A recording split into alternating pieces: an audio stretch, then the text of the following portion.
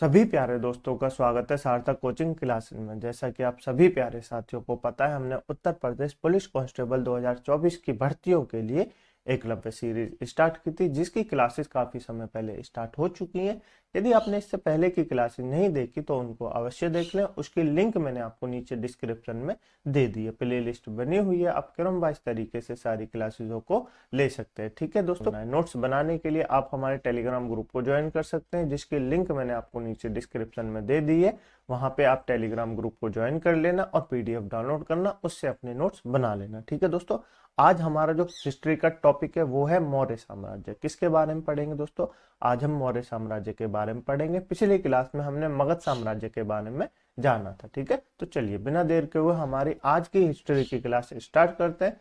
लेकिन उससे पहले जो प्यारे दोस्त नए हैं वो चैनल को सब्सक्राइब कर लेंगे, वीडियो को लाइक कर देंगे, दोस्तों में शेयर कर देंगे। ठीक है दोस्तों, चलिए अपनी क्लास स्टार्ट करते हैं। देखिए दोस्तों, हमारा चैप्टर नंबर चलने वाला है 15। कौन सा चलने वाला है? 15। पिछली क्लास में हमने मगध साम्राज्य के उत्कर्ष के बारे में पढ़ा था और सिकंदर के बारे में पढ़ा था। ठीक है, तो अब हम पढ़ेंगे मौर्य साम्राज्य के बारे में। किसके बारे में पढ़ेंगे? मौर्य साम्राज्य के बारे में पढ़ेंगे। ठीक है, तो सबसे पहले मौर्य साम्राज्य की स्थापना किसने की?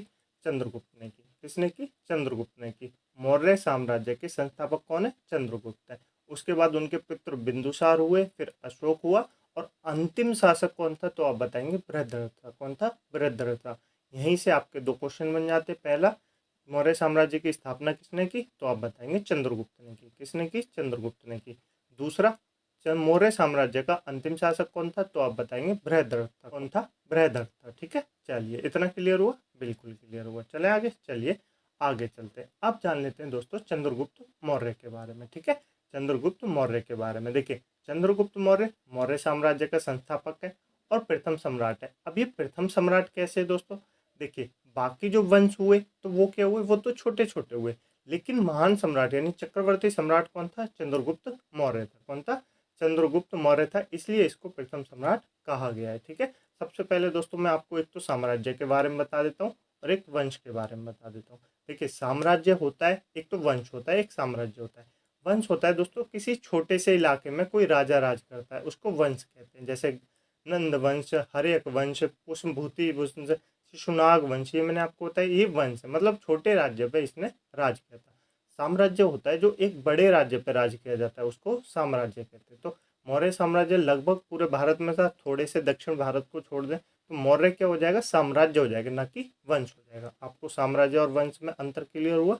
बिल्कुल क्लियर हो गया होगा। ठीक है, तो मौर्य साम्राज्य का संस्थापक चंद्रगुप्त मौर्य था और ये प्रथम सम्राट था। क्यों प्रथम सम्राट कहा जाता है मैंने आपको बता दिया। 322 बीसी में नंद शासक घनानंद को हराकर चंद्रगुप्त मौर्य राजा बना। किसकी सहायता से? अपने प्रधानमंत्री चाणक्य, कौटिल्य या विष्णुगुप्त की सहायता से बना। ये तीनों जो नाम मैंने लिए ना, एक ही आदमी के, चाणक्य, कौटिल्य, विष्णुगुप्त। ठीक है, उनकी सहायता से चंद्रगुप्त मौर्य ने नंद वंश के शासक घनानंद को हराया और वो मगध का राजा बना। ठीक है, चंद्रगुप्त मौर्य का जन्म कब हुआ? तो आप बताएंगे 345 ईसा पूर्व हुआ। कब हुआ? 345 ईसा पूर्व हुआ। इसके अन्य नाम क्या क्या है? तो इसके अन्य नाम है, एक तो दोस्तों स्ट्रेबो, एरियन और जस्टिस ने इसको सेंड्रोकोट्स कहा है। क्या कहा है? सेंड्रोकोट्स कहा है। किस किसने कहा है? स्ट्रेबो, एरियन और जस्टिस ने। ठीक है, नेक्स्ट जो है एपियंस व प्लूटार्क ने कहा है एंड्रोकोट्स। क्या कहा है? एंड्रोकोट्स कहा है। ठीक है, निर्यारकस ने क्या कहा है? निर्यारकस ने कहा है सेंटोकोपट्स। क्या कहा है? सेंटोकोपट्स कहा है। ठीक है, विशाख दत्त की मुद्रा राक्षस में वृषल यानी निम्न कुल का चंद्रगुप्त मौर्य को बताया गया। क्या बताया गया? निम्न कुल का चंद्रगुप्त मौर्य को बताया गया। किसमें? विशाख दत्त की मुद्रा राक्षस में। तो एग्जाम में आपसे क्वेश्चन पूछ सकता है दोस्तों, किसकी पुस्तक में चंद्रगुप्त मौर्य को निम्न कुल का बताया गया? तो आप बताएंगे विशाख दत्त की मुद्रा राक्षस में। जो विशाख दत्त की पुस्तक है मुद्रा राक्षस, उसमें चंद्रगुप्त मौर्य को निम्न कुल का बताया गया है। ठीक है, तो आपको समझ में आए, और आपको ये नाम जरूर याद रखना है, ये जो निर्यात कैसा है सेंटोकोपट्स, ये एग्जाम में पूछा जाता है। ठीक है, तो ये चंद्रगुप्त मौर्य के अन्य नाम है। चंद्रगुप्त मौर्य के प्रधानमंत्री कौन थे? तो आप बताएंगे चाणक्य थे। कौन थे? चाणक्य थे, या कौटिल्य या विष्णुगुप्त। तीनों में से आप कोई भी नाम याद रखेंगे, चाणक्य, कौटिल्य, विष्णुगुप्त, तीनों नाम आपसे एग्जाम में दे सकता है। आपके ऑप्शन में या तो चाणक्य होगा, कौटिल्य होगा या विष्णुगुप्त होगा। ये तीनों नाम किसके? चाणक्य की। ठीक है, इनकी पुत्र पुस्तक कौन सी है? तो इनकी पुस्तक है अर्थशास्त्र। कौन सी है? अर्थशास्त्र। ये हम पहले डिस्कस कर चुके हैं। ठीक है, अर्थशास्त्र में क्या बताया गया? मौर्य साम्राज्य की राजनीतिक, सामाजिक और आर्थिक परिस्थिति के बारे में बताया गया। ये हम पहले बात कर चुके हैं। ठीक है, नेक्स्ट है कार्य और युद्ध। चंद्रगुप्त मौर्य के कार्य और युद्ध के बारे में बात कर लेते हैं। देखिए, 305 बीसी में सेल्यूकस निकेटर को हराया। सेल्यूकस निकेटर कौन है दोस्तों? पिछली ही क्लास में मैंने आपको बताया था, सिकंदर का जो थल सेनापति था वो क्या था? सेल्यूकस निकेटर था। कौन था? सेल्यूकस निकेटर था। अब देखिए, सेल्यूकस निकेटर एक मिस्र मतलब बहुत बड़े राज्य पे राज करने वाला, उसको किसने हरा दिया? चंद्रगुप्त मौर्य ने हरा दिया। चंद्रगुप्त मौर्य ने हरा दिया तो सेल्यूकस निकेटर ने अपनी पुत्री कार्लिनिया की शादी की। किससे की? चंद्रगुप्त मौर्य से कर दी। ठीक है, किस शर्त पे की? चाणक्य ने सेल्यूकस निकेटर या चंद्रगुप्त मौर्य से कहा कि जब तक कार्लिनिया की शादी हो गई चंद्रगुप्त मौर्य से, चाणक्य ने कहा आप इनसे शादी कर लीजिए, लेकिन किसी भी अंग्रेज का पुत्र भारत का राजा नहीं बनेगा। तो कॉर्नेलिया का पुत्र जो है वो भारत का राजा नहीं बना था। ठीक है, इसके बाद उसने 4 प्रांत दिए, काबुल, कंधार, हेरात और मकरान, चंद्रगुप्त को दिए। अपनी पुत्री का विवाह कार्लिनिया के चंद्रगुप्त से कर दिया और 4 प्रांत भी दिए, काबुल, कंधार, हेरात और मकरान। ठीक है, तो इतना क्लियर हुआ दोस्तों आपको? बिल्कुल क्लियर हो गया होगा। चलें आगे, चलिए आगे चलते हैं। नेक्स्ट दोस्तों, रुद्रदामन का जूनागढ़ या गिरनार अभिलेख। रुद्रदामन का जूनागढ़ या गिरनार अभिलेख, इसको दोस्तों ये आपको याद रखना है। क्यों याद रखना है? संस्कृत भाषा का सबसे बड़ा अभिलेख कौन सा है? तो आप बताएंगे रुद्रदामन का जूनागढ़ अभिलेख है या गिरनार अभिलेख है। ठीक है, ये एग्जाम में क्वेश्चन पूछा जाता है, संस्कृत भाषा का सबसे बड़ा अभिलेख कौन सा है? तो आप बताएंगे गिरनार अभिलेख है या जूनागढ़ अभिलेख है। ठीक है, ये किस में लिखा गया है? तो आप बताएंगे चंपू शैली में लिखा गया है। चंपू शैली क्या होती है दोस्तों? चंपू शैली होती है दोस्तों गद्य और पद्य के मिश्रण को चंपू शैली कहते हैं। क्या कहते हैं? गद्य और पद्य के मिश्रण को चंपू शैली कहते हैं। ठीक है दोस्तों, उसमें लिखा गया है जूनागढ़ अभिलेख। नेक्स्ट है दोस्तों, चंद्रगुप्त मौर्य के राज्यपाल पुष्पगुप्त ने सुदर्शन झील सौराष्ट्र का निर्माण करवाया। देखिए, ये एग्जाम में पूछी जाती है, सुदर्शन झील का निर्माण किसने कराया? वैसे तो चंद्रगुप्त ने कराया, लेकिन उसके राज्यपाल पुष्पगुप्त ने सुदर्शन झील का निर्माण कराया। कहाँ पर कराया? तो आप बताएंगे सौराष्ट्र में कराया। कहाँ कराया? सौराष्ट्र में कराया। तो एग्जाम में ये भी पूछ सकता है सुदर्शन झील कहाँ पर है? तो आप बताएंगे सौराष्ट्र में है। ठीक है, अशोक द्वारा सुदर्शन झील का पुनर्निर्माण कराया गया। ठीक है, और रुद्रदामन द्वारा भी पुनर्निर्माण कराया गया सुदर्शन झील का। ठीक है, मेगस्थनीज सेल्यूकस निकेटर का जो कि राजदूत था वो किसके दरबार में आया? तो आप बताएंगे चंद्रगुप्त मौर्य के दरबार में आया। ये हम पहले बात कर चुके हैं। ठीक है, इनकी पुस्तक का क्या नाम था? तो आप बताएंगे इसकी पुस्तक का नाम था इंडिका। क्या था? इंडिका, मेगस्थनीज की पुस्तक का नाम। ठीक है, अभी हम आगे चल के बताएंगे मेगस्थनीज ने अपनी पुस्तक इंडिका में चंद्रगुप्त मौर्य के बारे में क्या क्या लिखा है। ठीक है दोस्तों, चलिए नेक्स्ट है जैन धर्म का अनुयायी। जैन धर्म का अनुयायी कौन था? चंद्रगुप्त मौर्य था। जिसने दीक्षा किससे ली? गुरु भद्रबाहु से ली। किससे ली? भद्रबाहु से जैन धर्म की दीक्षा ली चंद्रगुप्त मौर्य ने। और अपने अंतिम समय में 298 बीसी में कर्नाटक के श्रवणबेलगोला में जैन विधि, जिसको संलेखना पद्धति भी कहा जाता है, उसके द्वारा अपने प्राण त्याग दिए। तो आपसे एग्जाम में पूछ सकता है दोस्तों, चंद्रगुप्त मौर्य ने किस विधि से अपने प्राण त्यागे? तो आप बताएंगे संलेखना पद्धति से अपने प्राण त्यागे। ठीक है, तो आपको ये क्लियर हुआ? बिल्कुल क्लियर हो गया होगा। चले आगे, चलिए अब जान लेते हैं दोस्तों थोड़ा मेगस्थनीज के बारे में। मेगस्थनीज के बारे में क्यों जान लेते हैं? क्योंकि ये चंद्रगुप्त मौर्य के दरबार में आया, तो इसने चंद्रगुप्त मौर्य के बारे में कुछ ना कुछ तो लिखा होगा, वो ही जान लेते हैं क्या लिखा था। लेकिन दोस्तों इसने सिर्फ चंद्रगुप्त मौर्य के बारे में ही नहीं लिखा, संपूर्ण भारत के बारे में लिखा था। पर हम यहाँ चंद्रगुप्त मौर्य के बारे में पढ़ रहे हैं तो चंद्रगुप्त मौर्य के बारे में जान लेंगे। ठीक है, देखिए मेगस्थनीज की पुस्तक का नाम क्या है? तो आप बताएंगे इंडिका है। क्या है? इंडिका है। चंद्रगुप्त मौर्य के दरबार में सेल्यूकस निकेटर का राजदूत था, तो ये मैं आपको बता चुका हूँ। इसका विवरण क्या क्या मिलता है इसकी पुस्तक में? सबसे पहले इसने लिखा है मेगस्थनीज के अनुसार सम्राट का जनता के सामने आने के अवसर पर शोभा यात्रा क्या निकाली जाती थी? शोभा यात्रा के रूप में जश्न मनाया जाता था। जैसे आजकल के लोग नेता होते हैं, वो बड़े नेता कहीं जाते हैं तो शोभा यात्रा होती है ना, बहुत बड़ी रैली होती है, तो उसी को शोभा यात्रा कहते हैं पहले। ठीक है, जब सम्राट जनता के बीच आता था तो शोभा यात्रा के रूप में जश्न मनाया जाता था। ठीक है, नेक्स्ट है उन्हें एक सोने की पालकी में ले जाया जाता था। जैसे आजकल मंत्री किस में आते हैं? गाड़ियों में आते हैं, तो पहले राजा किस में आते थे? सोने की पालकी में आते थे। ठीक है, और मेगस्थनीज ने बताया उनके अंगरक्षक सोने और चांदी से अलंकृत हाथियों पर सवार रहते थे। किस पे सवार रहते थे? हाथियों पर सवार रहते थे। ये आपके लिए इतना इम्पोर्टेंट नहीं है, लेकिन आप फिर भी पढ़ लेंगे, ठीक है। कुछ अंगरक्षक पेड़ों को लेकर चलते थे। पेड़ों को लेकर क्यों चलते थे दोस्तों? देखिए, इन पेड़ों पर प्रशिक्षित तोतों का झुंड रहता था, जो कि सम्राट के सिर के चारों तरफ चक्कर लगाता रहता था। ये तोते ऐसे साधारण तोते नहीं थे दोस्तों, ये प्रशिक्षित तोते थे जो कि सम्राट के चारों ओर चक्कर लगाते रहते थे, ठीक है। नेक्स्ट है, राजा सामान्यतः हथियारबंद महिलाओं से घिरे रहते थे, ठीक है। उसके बाद उनके खाना खाने से पहले खासकर नौकर, जो खास नौकर होता है, उसका खाना चखाया जाता था। वे लगातार 2 रात तक एक ही कमरे में नहीं सोते थे। मतलब सम्राट लगातार 2 रातों तक एक ही कमरे में नहीं सोएगा, ठीक है। नेक्स्ट है, पाटलिपुत्र एक विशाल प्राचीर से घिरा हुआ, जिसमें 570 बुर्ज और 64 दरवाजे, 570 बुर्ज और 64 दरवाजे, ठीक है। तो और 2 और 3 मंजिल वाले लकड़ी और कच्ची ईंट से बने। देखिए, मकान जो है 2 और 3 मंजिल वाले जो मकान है वो किससे बने? लकड़ी और कच्ची ईंटों से बने हुए हैं। राजा का महल भी काठ से बना हुआ है। काठ मतलब होता है लकड़ी। क्या होता है?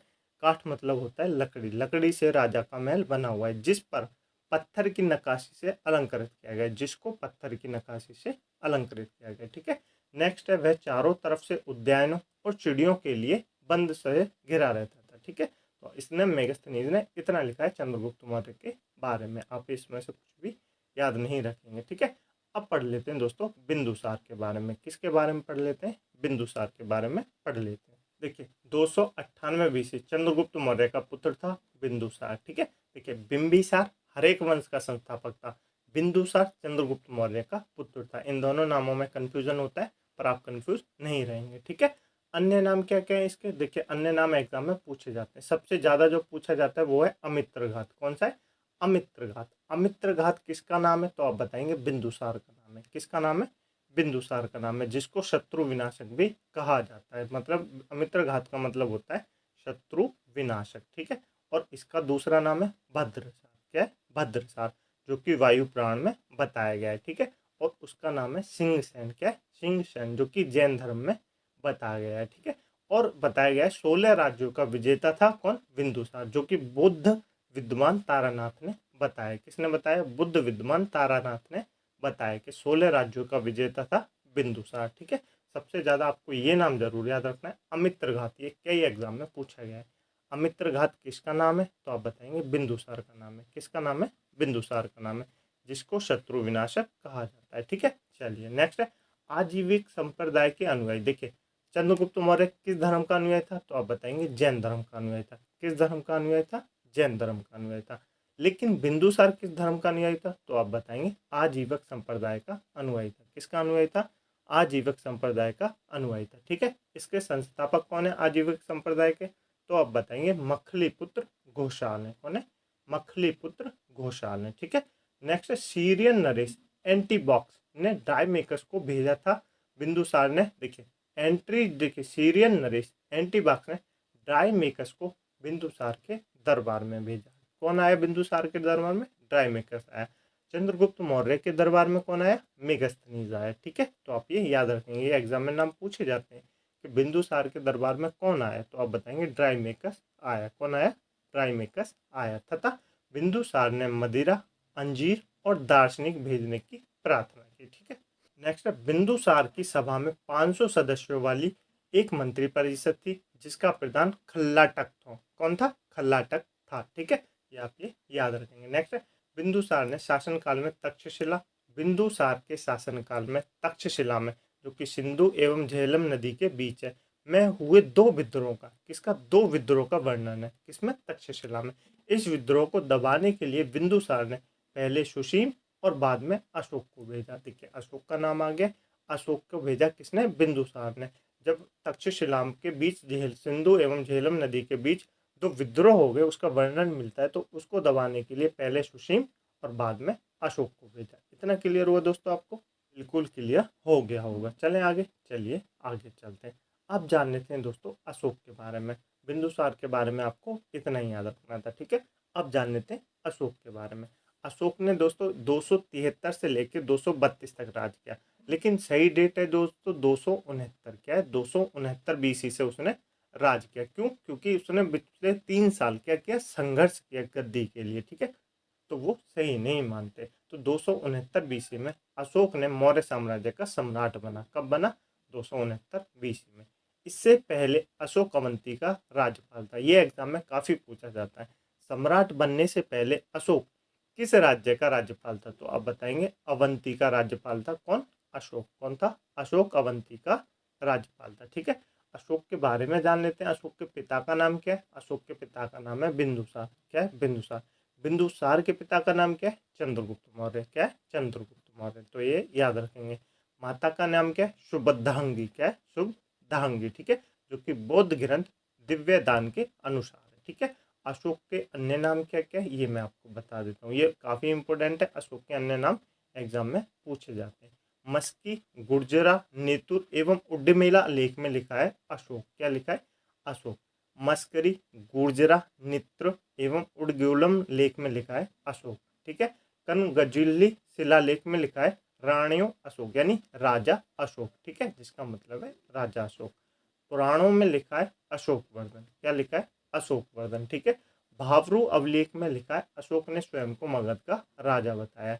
भावरू अभिलेख में लिखा है कि अशोक ने स्वयं को मगध का राजा बताया। ठीक है, 1857 में जेम्स प्रेसिम द्वारा ब्राह्मी लिपि का एक अभिलेख खोजा गया था, जिसमें देव नाम प्रियदर्शी का उल्लेख मिलता है। ठीक है, तो ये काफी एग्जाम में पूछा जाता है। देव नाम प्रियदर्शी किसका उपनाम है? तो आप बताएंगे सम्राट अशोक का नाम है। ठीक है, जूनागढ़ अभिलेख में क्या मिलता है? अशोक मौर्य। क्या मिलता है? अशोक मौर्य नाम मिलता है। तो ये अशोक के कुछ अन्य नाम है जो कि एग्जाम में पूछे जाते हैं। सबसे ज्यादा एग्जाम में जो पूछा जाता है दोस्तों वो है देव नाम प्रियदर्शी। आपको ऑप्शन से पूछेगा, आपसे पूछेगा कि देव नाम प्रियदर्शी किस सम्राट का नाम है? तो आप बताएंगे अशोक का नाम है देव नाम प्रियदर्शी। किसका नाम है? अशोक का नाम है देव नाम प्रियदर्शी। तो आप ये याद रखेंगे। ठीक है, नेक्स्ट है पिलनी का कथन है कि मिस्र का राजा फिल्डोलेफा। कौन दोस्तों? फिल्डोलेफस, जो कि टॉलमी सेकंड था, ने पाटलिपुत्र में डियानीशियस, क्या दोस्तों? डियानीशियस नामक एक राजदूत भेजा। ठीक है, तो तीनों देखिए, चंद्रगुप्त मौर्य के दरबार में भी राजदूत आया, बिंदुसार के दरबार में भी राजदूत आया, चंद्रगुप्त मौर्य के दरबार में भी राजदूत आया। तो आप ये याद रखेंगे। ठीक है, चले आगे, चलिए आगे चलते हैं। अशोक का धार्मिक जीवन के बारे में जान लेते हैं। प्रारंभ में दोस्तों ये ब्राह्मण धर्म का था, मतलब प्रारंभ में ब्राह्मण धर्म का अनुयायी था। ठीक है, राज तरंगिणी में पता चलता है कि शैव धर्म का अनुयायी था। ठीक है, उसके बाद बौद्ध साहित्य और अहर लेख में निग्रोध की उपदेश सुनकर बौद्ध धर्म अपनाया। किसके उपदेश सुनकर? निग्रोध के उपदेश सुनकर बौद्ध धर्म आया अपनाया। लेकिन बौद्ध धर्म की शिक्षा निग्रोध से नहीं ली। बौद्ध धर्म की दीक्षा किससे ली इसने? उपगुप्त से ली। किससे ली? उपगुप्त से ली। तो ये काफी एग्जाम में पूछा जाता है। बौद्ध धर्म की दीक्षा किससे ली? तो आप उपगुप्त से ली। ठीक है, नेक्स्ट है बौद्ध तीर्थों का यात्री। देखिए, बौद्ध तीर्थों की यात्रा किसने? पहला राज्याभिषेक के 10 बाद ये कहाँ गया? बोध गया गया। जब इसका राज्याभिषेक हुआ तो उसके 10 वर्ष बाद ये बोध गया गया। ठीक है, 12वें वर्ष में ये निगली सागर गया और 20वें वर्ष में लुम्बिनी गया। कहाँ गया? लुम्बिनी गया। तो आप कमेंट बॉक्स में बताएंगे कि लुम्बिनी से बौद्ध धर्म का क्या नाता है। ठीक है, ये आपको कमेंट बॉक्स में बताना है। अशोक ने बृहद स्तर पर बौद्ध धर्म का प्रचार किया, मतलब बहुत बड़े स्तर पर बौद्ध धर्म का प्रचार किया। सबसे पहले इसने 84,000 स्तूपों का निर्माण कराया। ये आपको दिख रही है इमेज, ये स्तूप है। तो ऐसे स्तूप होते हैं जिसके 84,000 स्तूपों का निर्माण कराया अशोक ने। ठीक है, पुत्र महेंद्र और पुत्री संघमित्रा को श्रीलंका भेजा। कहाँ भेजा? श्रीलंका भेजा, जिसका पुराना नाम था शिलोंग। क्या था? शिलोंग। ये काफी एग्जाम में पूछा जाता है कि शिलोंग किसका प्राचीन नाम है? तो आप बताएंगे श्रीलंका का प्राचीन नाम है शिलोंग। ठीक है, तृतीय बौद्ध संगीति जो कि कहाँ पर हुई? पाटलिपुत्र में हुई, अशोक के समय हुई। इसके अध्यक्ष कौन थे? मोगलीपुत्र तिस्र थे। कौन थे? मोगलीपुत्र तिस्र थे तृतीय बौद्ध संगीति के। ठीक है, ये मैं आपको पहले बता चुका हूँ बौद्ध संगीति में। ठीक है, इतना क्लियर हुआ? बिल्कुल क्लियर हो गया होगा। चलें आगे, चलिए आगे चलते हैं। अशोक व आजीवक संप्रदाय। अशोक व आजीवक संप्रदाय, देखिए अशोक बौद्ध धर्म को तो मानता था, उसका अनुयायी तो था, लेकिन बाकी धर्मों को भी मानता था, उनका अनादर नहीं करता था। तो ये याद रखेंगे। आजीवक और अन्य संप्रदाय का सम्मान, देखिए सभी संप्रदाय का सम्मान करता था अशोक, जो कि एक धार्मिक सहिष्णुता था अशोक। ठीक है, बराबर की पहाड़ियाँ, बराबर की पहाड़ियाँ कहाँ पर हैं, तो आप बताएंगे बिहार में। कहाँ पर है, बिहार में। ये एग्जाम में पूछा जाता है, बराबर की पहाड़ियाँ कहाँ पर है, बिहार में 4 गुफाओं कर्ज, चौपार, सुदामा और झोंपड़ी का निर्माण कराया। बराबर की पहाड़ियों में जो कि बिहार में 4 गुफाओं का निर्माण कराया, कर्ज, चौपार, सुदामा और झोंपड़ी। ठीक है, तो आप ये याद रखेंगे। नेक्स्ट है अशोक का धम्म। अशोक का धम्म अशोक के 11वें शिलालेख में वर्णित है। अशोक का जो धम्म है वो किस में वर्णित है, अशोक के 11वें शिलालेख में वर्णित है। ठीक है, अर्थ क्या है इसका, नैतिक नियमों की संहिता। क्या है, नैतिक नियमों की संहिता। ठीक है, अशोक की कलिंग विजय के बारे में कहाँ मिला बताया गया है, तो इसकी जानकारी हमको अशोक के 13वें शिलालेख से मिलती है। कहाँ से मिलती है, अशोक के 13वें शिलालेख से मिलती है। ठीक है, 261 बीसी में कलिंग, जो कि वर्तमान में उड़ीसा का जो दक्षिण भाग है, वहां पर हमला और राजधानी तोशली पर अधिकार किया। ठीक है, कहा जाता है कि कलिंग विजय जीतने के बाद अशोक का मन परिवर्तित हुआ और उसने बहरी घोष से धर्म घोष की नीति अपनाई। क्या दोस्तों, बहरी घोष से धर्म घोष की नीति अपनाई। अब ये बहरी घोष क्या होता है, बहरी घोष मतलब होता है युद्ध करके किसी भी राज्य को जीतना। क्या, युद्ध करके किसी भी राज्य को जीतना। लेकिन धर्म घोष क्या होता है, बिना युद्ध करे किसी से राज्य से मित्रता करना। ठीक है, ना कि युद्ध करना। ये उसने नीति अपनाई। ठीक है, तो आज के लिए यहीं तक क्लास रखते हैं, मिलते हैं अगली क्लास में, इसी चैप्टर को कंटिन्यू करेंगे। तब तक के लिए अपना ध्यान रखिएगा। इस क्लास की पीडीएफ डाउनलोड करने के लिए आप हमारे टेलीग्राम ग्रुप को ज्वाइन कर सकते हैं, जिसकी लिंक मैंने आपको नीचे डिस्क्रिप्शन में दे दी है। ठीक है दोस्तों, वहाँ जाके आप इस क्लास की पीडीएफ डाउनलोड कर सकते हैं। ठीक है, मिलते हैं अगली क्लास में, इसी चैप्टर को कंटिन्यू करेंगे। तब तक के लिए अपनी पुरानी क्लासों का रिवीजन अवश्य करते रहिए, अपने हाथों से नोट्स अवश्य बनाते रहिए, क्योंकि जब तक आप अपने हाथों से नोट्स नहीं बनाएंगे दोस्तों, तो आपको चीज़ें कम समझ में आएंगी। जब आप अपने हाथों से नोट्स बनाएंगे तो आपको चीज़ें आधे से ज़्यादा वैसे ही याद हो जाएंगी जब आप लिखते रहेंगे। ठीक है, तो इसलिए मैं आपसे बार बार कहता रहता हूँ, अपने नोट्स खुद बनाइए। चलिए, मिलते हैं अगली क्लास में, इसी चैप्टर को कंटिन्यू करेंगे। तब तक के लिए अपना ख्याल रखिएगा। जय हिंद, जय भारत।